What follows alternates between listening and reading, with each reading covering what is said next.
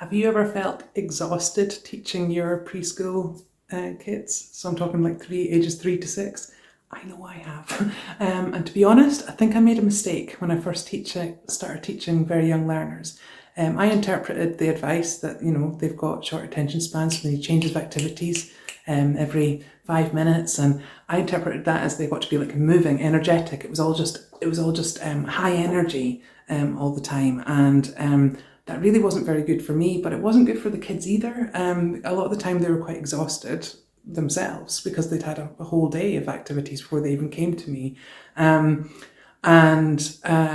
They weren't I was having them moving around all the time, so they didn't really even know, what they're supposed to be doing, what the expectations were. That makes them insecure, that all this leads to like classroom management issues and etc. So I changed the way I think about my very young learner classes, and it sounds a bit cheesy, but basically I think about it more in terms of like energy shifts and flows, and those basically become my lesson stages. So they usually come in quite wired and energetic, but in their own kind of individual heads. So I match that. So we do something active. And then we'll go to a more settled phase. And for me, that's basically circle time. And we'll do a few different activities in circle time, but they are settled activities, even though there's some kind of movement. It's not big jumping around movement.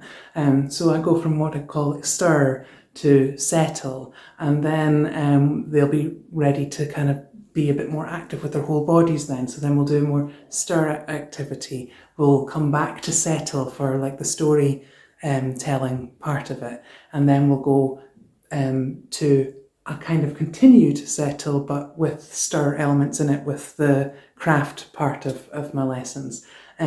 So I kind of find that thinking about it in that way, it's made classroom management a lot easier for me and for the kids, but it's, I think, led to a much kind of happier, content classroom.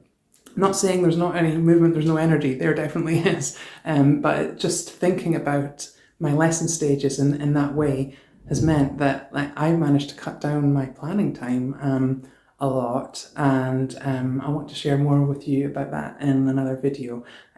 So please keep watching, follow me. All right.